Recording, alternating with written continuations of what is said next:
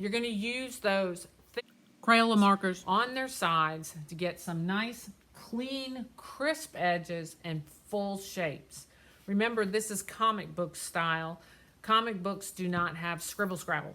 They have really solid blocks of color. It's just the way the printing process is working when they make those pages in the book.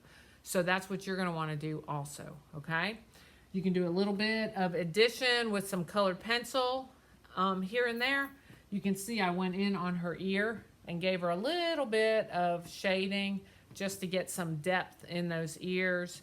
And then I stopped. I didn't want to do too much and get it weird looking. So let me read you the rubric so you'll know how these will be graded. And I expect these will probably be finished today. Did you select a superhero and draw it in Picasso's Cubist style? Does it have a good composition? All right, remember, we don't want this little tiny drawing over here and all this white paper space over there. Is it outlined neatly with a Sharpie and extra pencil lines erased? Again, keep that good use of paper space and cleanliness and craftsmanship.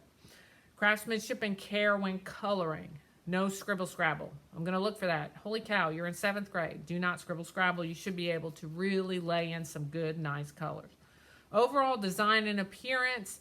Can I tell which superhero it is?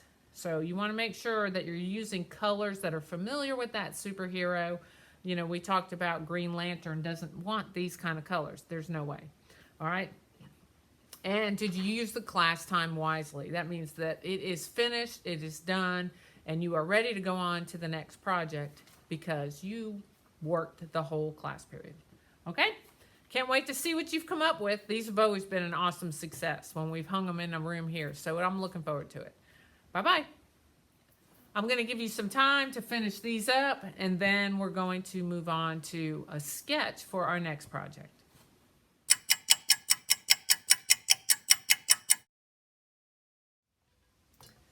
Okay, this is what we're going to do for our next project. This is a relief. And a relief is sort of like a sculpture in that it's not flat like a drawing or a painting. So it sticks out a little bit, but it is not completely 360 degrees around like a sculpture would be. You can't walk around the back of this. It's just on the surface it sticks out. So we're going to do a relief of an owl. And you can see how it's kind of bumpy and there's different textures in there. And that's what we're going to work on today. So the first step for this is to do a drawing. Notice how much space the owl takes up within this square. And I'm going to give you a piece of paper that's 7 by 7 because that's how big your finished product will be, 7 by 7. So it'll be exactly the same size.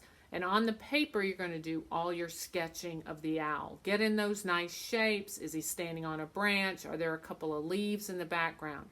Notice that they're just big shapes, okay? His whole forehead is just kind of into this this triangular kind of shape. And then his eyes are in there. Any little tiny shapes are going to be way too tiny for this project. You want to keep it super simple. Don't ever forget that. Keep it super simple. Even the leaves have a couple of lines in the leaves, but then that's it. You know, they're not like a million of those lines that are in the leaves. There's some texture and patterns put in here, but that's what we're going to do later on.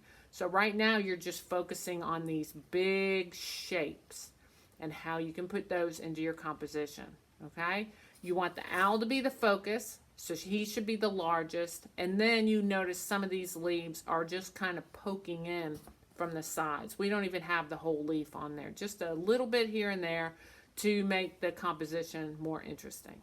All right, so I will give you some resources and I will give you your paper and you're going to do a sketch in pencil. All right, and then we'll transfer it. Good job. Okay, so here you can see I selected this owl and I made him fill that square paper space and added just a couple of leaves up here where there was nothing in that space. Okay, and I'm going to leave them just like that, nice big lines. You can see how I took his wings and where the feathers changed right there. That's where I added that line in there. Don't try to draw every single little feather. That's too small details. Like, I'm really worried about that beak being a little bit too small, because you can see how bulky this is going to end up with glue and that relief on there. So keep it super simple. All right, we'll go on to the next step next week.